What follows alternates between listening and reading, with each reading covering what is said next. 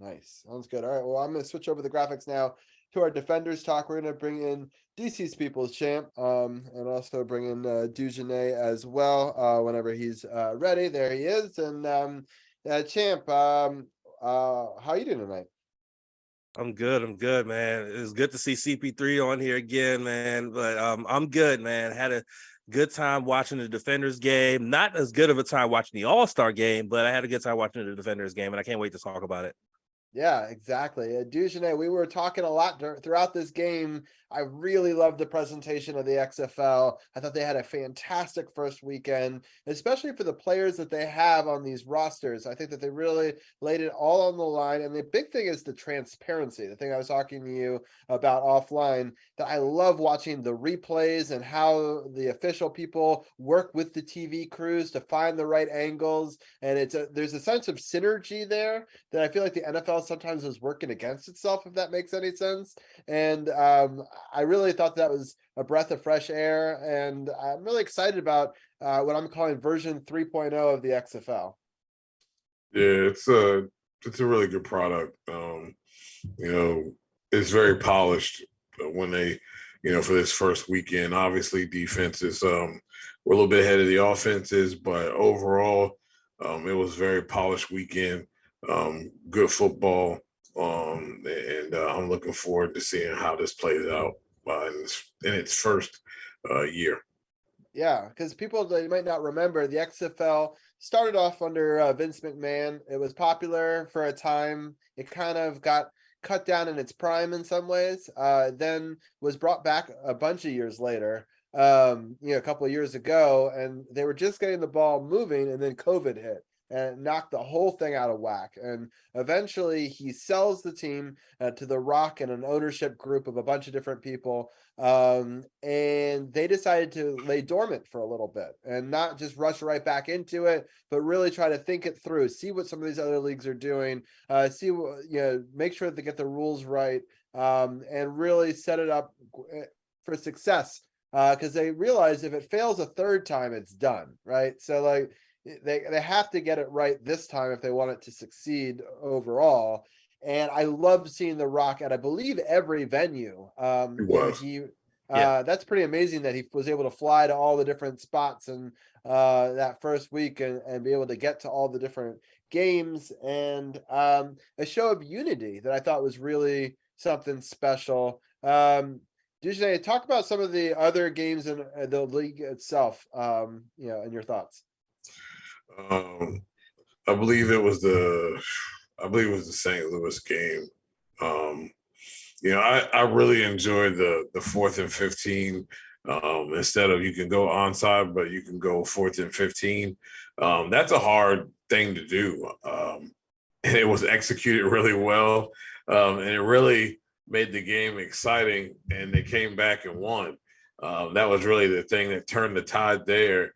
But overall for the entire league, I really like what we're seeing from the defenses. What we're seeing as far as guys mixing it up, coaches mixing it up. Offensively, there's some things that can be worked on. And again, they have no preseason games or anything like that. But like I said, for the first week, it was very polished on both sides, I felt. And this is going to be a place where you're going to start developing guys who can come in and contribute to, things in the NFL. Some of these guys may not make it, and this may be their career, but at least it allows them to live their dream and be able to do what they love to do. So, it's going to be fun. It's going to be great for the league as well, as they'll be able to benefit to having better offensive line play, solidifying and bettering your backup quarterbacks, and your players that that are contributors. So it is very, very fun, very, very fun to watch this weekend. Yeah, the Battlehawks game was really exciting to watch that come out, because they were playing pretty terrible the whole game, and everyone was like, there's nothing there. And then to be able to come back and just in the final moments, And people thought that there'd be more points put up on the board on some of these games. The Roughnecks did put up 33. They were the high score of the first week. The Guardians only put up 12. But a lot of the other games were very close. The Battlehogs won 18-15. And the Renegades beat the Vipers 22-20. And the Defenders were able to stay true to their name and won 22-18 with an incredible second half defensive effort. Yeah, I have to say, in watching this game, I got really amped, right? Like I feel like more excited in some ways than I have about Commanders games recently.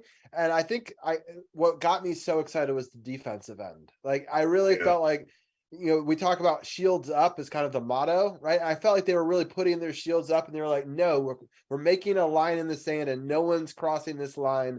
And every single down they played their hearts out. And I think a lot of it was due to the coach, right? So Greg Williams, for people who don't know, used to be a defensive coordinator for the Redskins, and going against Jim Haslett, another former defensive coordinator for the Redskins. So a really interesting first game in DC. I don't know how they were able to get that planned, but just a really interesting storyline to have two former defensive coordinators from DC when they were in DC. I don't know. It's just an interesting defensive matchup for sure. But honestly, the Sea Dragons are supposed to have a pretty potent offense as well. They were in the preseason power rankings thought to have one of the better offenses. So the fact that we were able to hold them to 18 points, 2 big interceptions, and the really big thing is they made a stupid call down the stretch where they called a timeout and left them with way too much time, which I still don't understand why the Defenders called a timeout there. Really dumb move. And it almost cost them. They got all the way to the 5-yard line and somehow had this most incredible defensive stand and forced a fumble. And we were able to win with less than 30 seconds left on the clock. But Duchesne, talk about the defense and how they lived up to their name. Yeah, I thought they were pretty scrappy. I like some of the things they mixed up inside. How he mixed up coverages and really did some shifting before the snap. That way, they really couldn't key in on what they were trying to do. The front seven did an excellent job just maintaining, their gap responsibilities, doing a good job there. And, it really helped the back end. You could really see it allowed those guys to be able to play a little bit freer. And that enabled them to get a couple of turnovers in that regard. Defense, I think that's their strong point right now. I'll say their strong point is their fans. I think DC has the best fans, as of week one. But I think the defense is their strong point, and if they can continue to build off of that, it should be a pretty interesting year for them. I want to talk about the fans for just a second, and then I want to get Champ's thoughts on this game as well. The fans are amazing. They were known, first of all, they were undefeated in the 2020 iteration at home, because even though they don't have the highest number of fans, the way that arena is situated, if you have 10,000 in that 20,000 and you put all of them right by the field, it creates this amplification, right? That's perfect for crowd noise, right? Yep.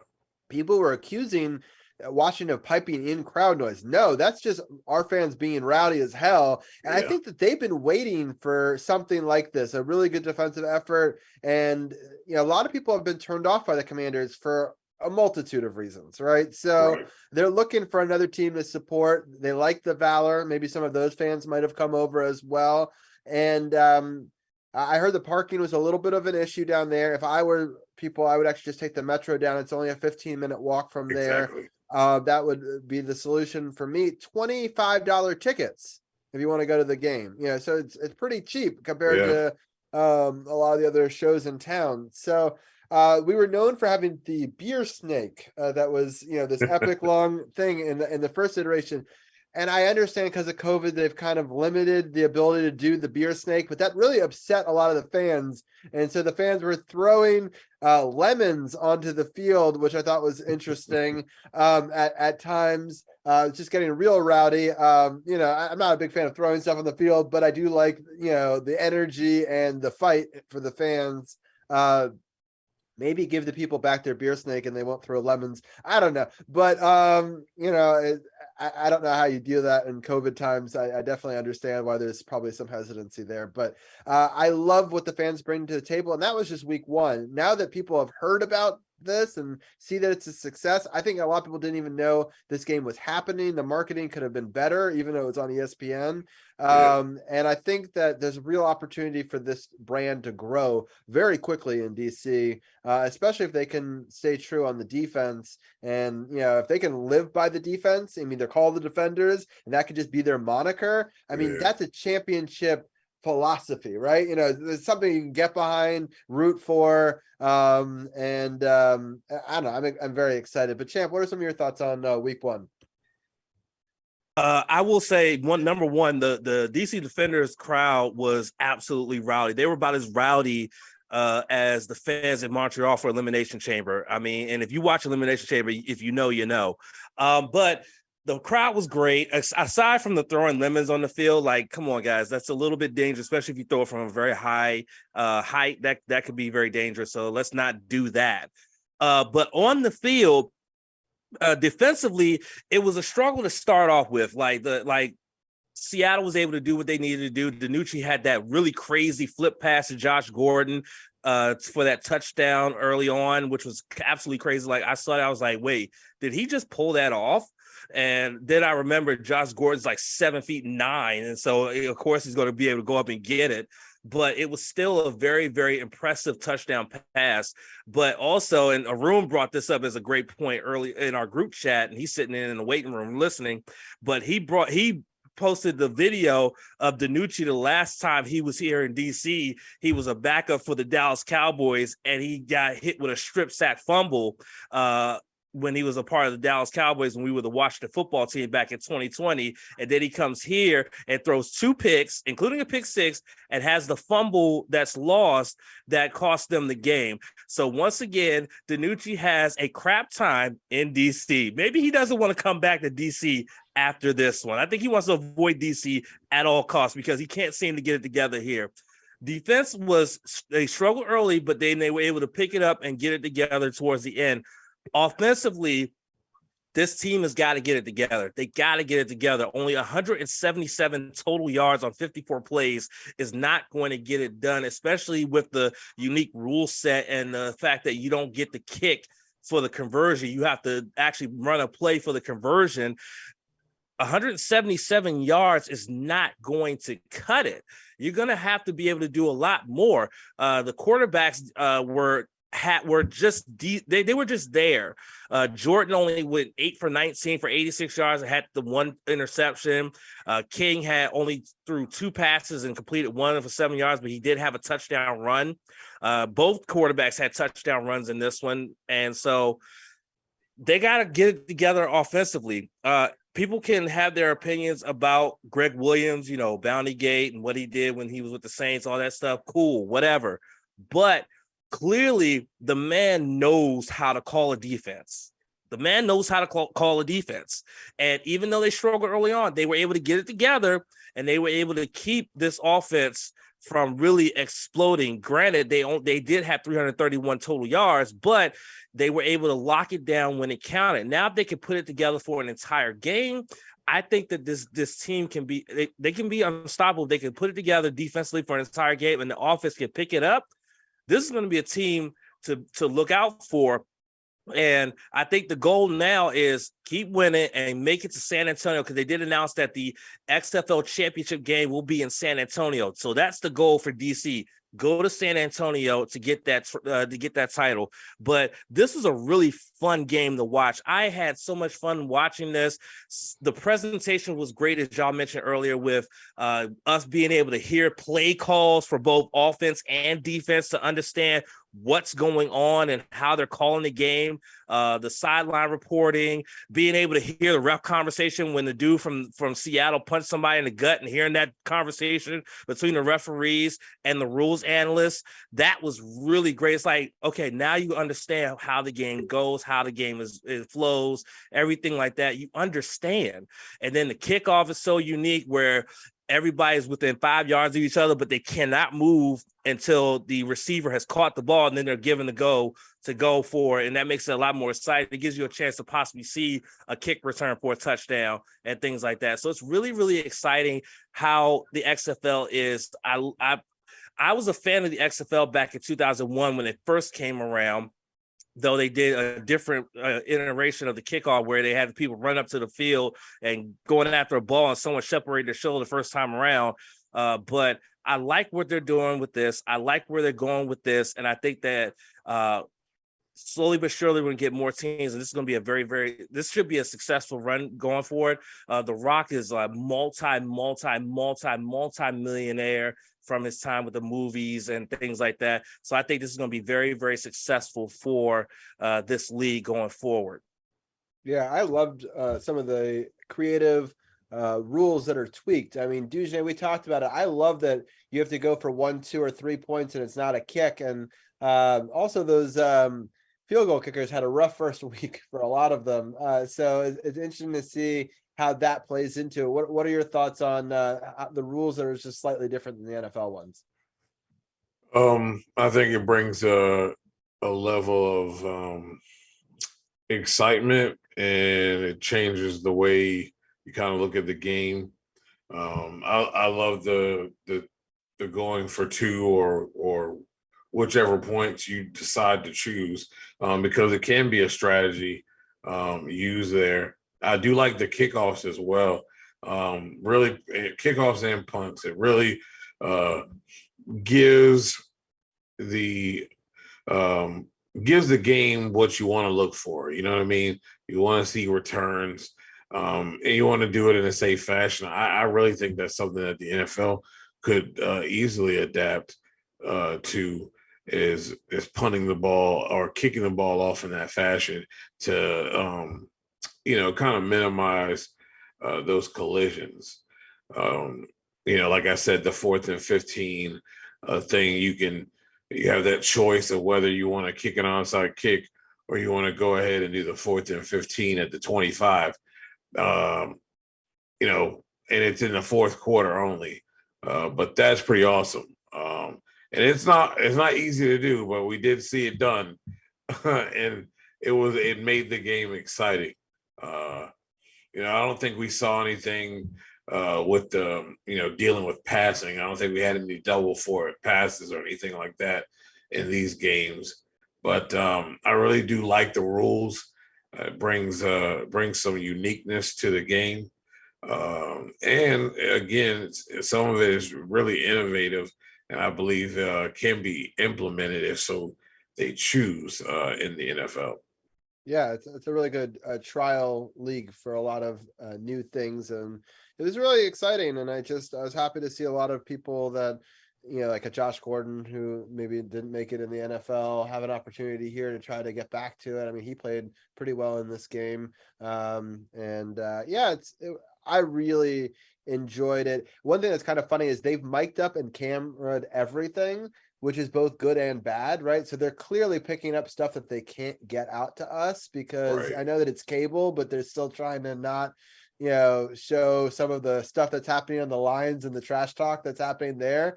But it's funny because there's moments where it goes silent, because you could tell that they're trying to figure out which mic to turn on and which one they're not.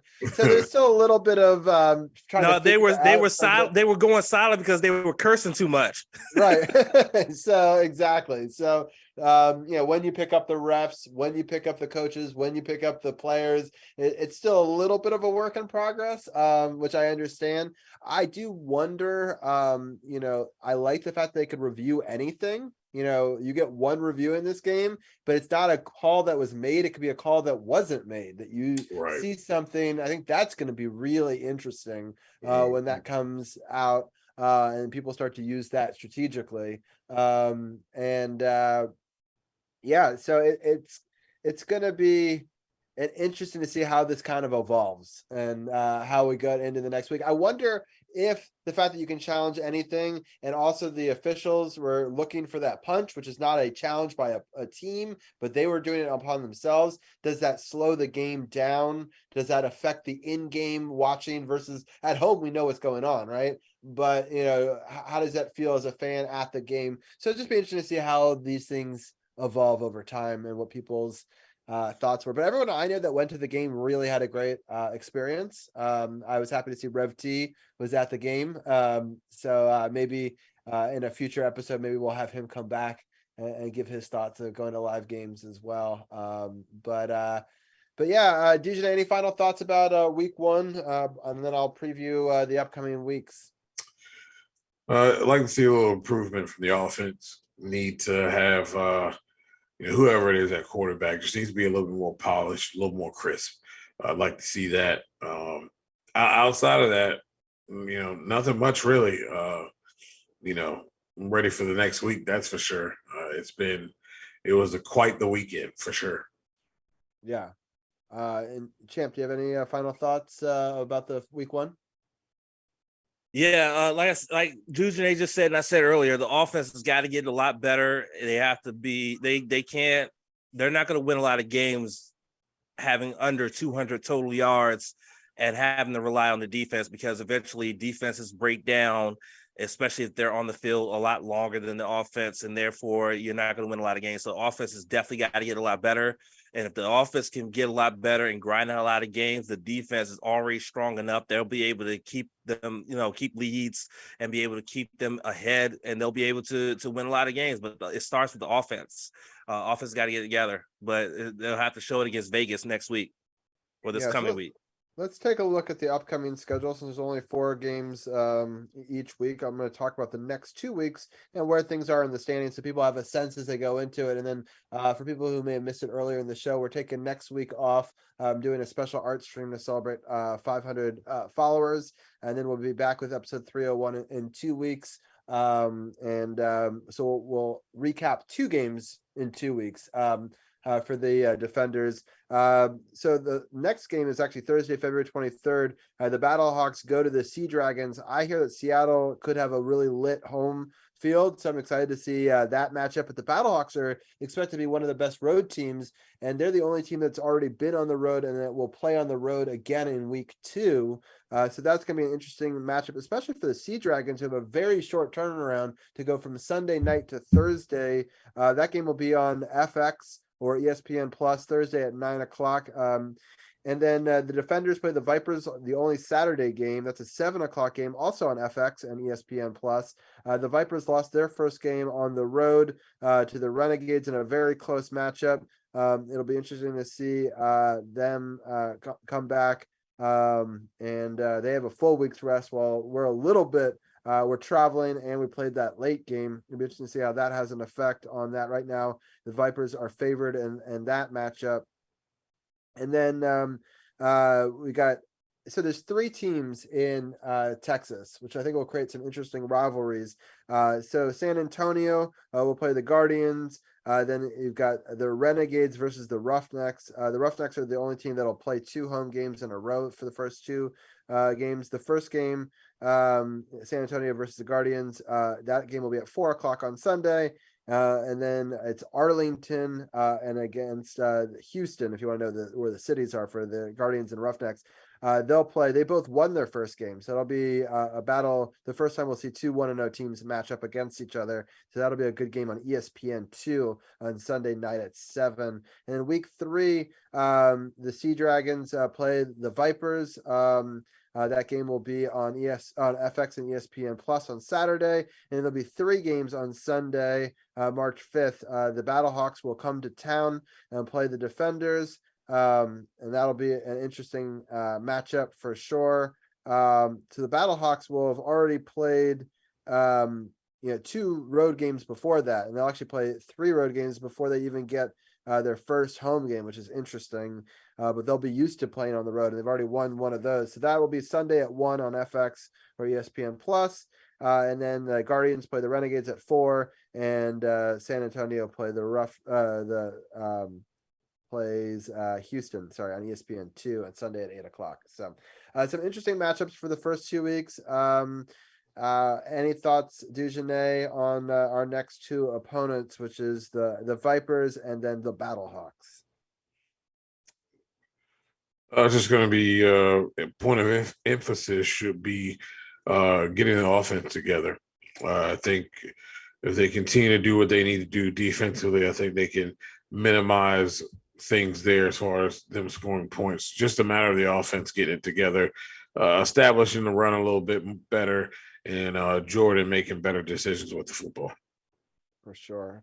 And Champ, same question to you. What are your thoughts on the next 2 weeks? I echo DJ. Like offensively, they got to get it together. They have talented quarterbacks on that team.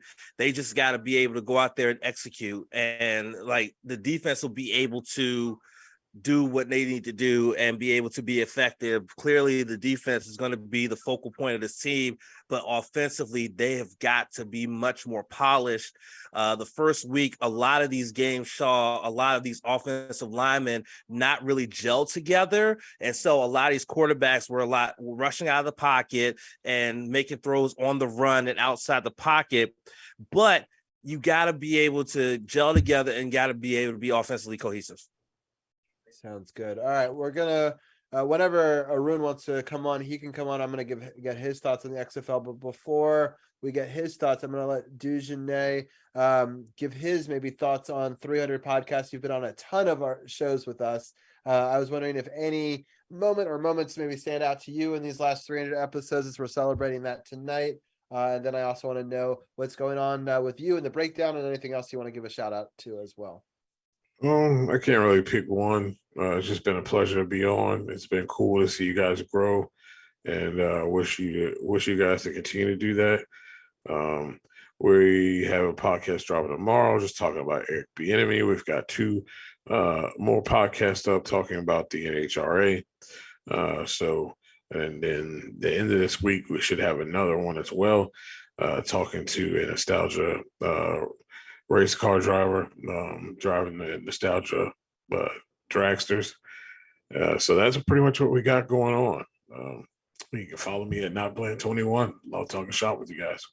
Yeah, I love it. And check out the podcast partners button. You can get the links to the breakdown. You can also, if you right click and click on the Team Sports OTHP, you can get all of Dujane's links over there as well on the website. But Dujane, it's been such a pleasure having you on for so many of these 300 episodes and talking football with you. I love that. We've now been able to talk a couple of different variations of football, whether it be college or arena or XFL, and so it's been a lot of fun. And I look forward to breaking down more XFL games as the season goes on with you. Yes, sir. Thank you so much. All right, and we'll bring Arun in now. Arun, quick thoughts on the XFL and Defenders game and the league as a whole after week 1. Yeah, it was nice that the Defenders got a win. The quarterback play was a little bit suboptimal, especially by Seattle, considering they had Josh Gordon on the other side and they were running. They eliminated the offensive pick rule, but good for DC to get a win. Maybe I think in the coming weeks, I'll become more attached to some of the Defenders players. But I think I like the XFL, I think, more last time before pre-COVID, just because I got to know a couple of the players, not like personally or anything, but like Cordell Jones but I guess it'll take time to rebuild up the brand equity. For sure. Do you have any thoughts on the upcoming 2 weeks before we switch gears and bring Tim in for our Wizards talk? No, not really. Yes, Ken pointed out, the Nucci was pretty bad, against the Commanders and the Defenders. So I'm glad he kept up that tradition. Yeah, sounds Let's good. not forget about Eric Bieniemy coming to DC. Oh yeah. For that. Yeah, that's true. I'll get each of your guys' thoughts on that real quickly. I'll switch the graphic to. Do I have? I think I have one right here. Oh wait, is that? There you go. It's been too long since I put a Commanders graphic up. I was like, is that the right one? I'll start off with you, Champ. What are your thoughts on bringing a great offensive coordinator to now be the assistant coach? And he's done a great job with Kansas City, and I'm excited to see what he can do with our team. best hire they could have made yet, honestly. I mean, look what Eric Bieniemy did for Patrick Mahomes, and we already knew that Patrick Mahomes was a very talented quarterback. But what he did for Patrick Mahomes really shows what this man can do as an OC. And now he's going to be coming in with a young second-year player like Sam Howell, who's projected to be QB1. And what he can do with this young man is going to be very, very special. And I feel like he's going to really do a lot of good things for this team and this offense. LaDainian Tomlinson decided to go on TV and say that the Washington Commanders don't have talent on offense. It's like, are you freaking serious? Like, is Scary Terry not a talent? Like, clearly he's got plenty of weapons on offense in terms of Brian Robinson and Antonio Gibson at running back. You have Logan Thomas at tight end. You have Scary Terry and the rest of the wide receiving core. Clearly, he has plenty of talent, but he's going to be able to come in and have an offensive scheme that's going to be able to work to all of their strengths when it comes to those skill players. And they're going to be able to do something offensively that's going to make an already strong defense even stronger, because they're going to be able to grind out games. They've already shown they can hold the ball for a very long time, which gives the defense a lot of time to rest and be able to go out there and be the best defense they can. So you give them an OC that can really map out a great game plan with a young quarterback and a semi-young wide receiving core and a very young running back core. And I'm telling you, this Commanders team could be a team that people need to start looking at and need to start being afraid of with him at the helm of the offense. Yeah, this is an opportunity where having a fourth place schedule next year could come in handy. You know, we did this a couple of years ago when we had a much worse schedule. So maybe in some ways, you know, sneaking in and getting the second or third spot in this division, if we were ultimately going to get bounced in the playoffs, might help us going forward. Arun, what do you think about the future of this team? Do you think we'll get a new owner before next year, or do you think, or what are some of your thoughts going forward? Yeah, I'm hoping for a new owner for next year, but I think Dan Snyder's might be trying to do everything he can possible to like make this last as long as possible as him as the owner. But I think EB is going to be really good. I think he could have been the head coach, to be honest with you, but he's that qualified. And I agree with Ken that they have a lot of offensive weapons. They just need to shore up the offensive line, probably in the draft with the number 16 pick. And then maybe the future can be pretty bright once they secure the offensive line. I do wonder if in some ways that this move is done where they kind of a wink and a nod saying, hey, look, if we don't have a big turnaround next year, maybe he is in line to be the next head coach. You know, like it's nice to have somebody on staff that can take over if you need to, like halfway through the season, it's not working out and you need to fire a head coach. Yeah, that could be a way that he gets into being the head coach of this team. So it wouldn't shock me if this lights a little bit of a fire under our current coaching staff, you know, to basically produce soon, because, you know, if not, we've got potentially another coach there lying in wait. What do you think of that, Champ? I mean, that is the logical way to go about it, especially because EB has had plenty of interviews to be a head coach. He's been in the league as an assistant for so long and has shown plenty of successes. Like, he's coming into DC with 2 Super Bowl rings in the last 3 years. So clearly the man has been successful. So it would be logical that if Ron Rivera is to be let go, if Ron Rivera decides to move on, that he would be the logical choice to succeed him as the next head coach. Though a lot of people will probably say Jack Del Rio, because Jack Del Rio has been a head coach in the NFL, but I would much rather it be Eric Bieniemy be the next head coach of this team if Coach Rivera does decide to move on, or they decide to move on from him, than Jack Del Rio. But that's just my personal preference. Arun, are they both assistant coaches, both Del Rio and yeah, are they both at the same level, or is now it different with the new setup? Just looking it up right now. I think right now Del Rio's just a defensive coordinator. And Okay. Because sometimes the defensive coordinator is an assistant coach. So I just didn't know if they're both considered assistant coaches, or not. So that would be interesting to see. But either way, I'm happy that we're giving him a lot of power and a lot of say, and hopefully having somebody who's been there before and, having a veteran, coach there will be, I think it'll command a level of respect that we haven't had the last couple. And it's not to say our offensive coordinators have gone on to coach a lot of other teams, but it's nice to have somebody who has that pedigree coming into it versus learning about the job in DC and then going and spreading that somewhere else, I guess. So it'll be interesting to see.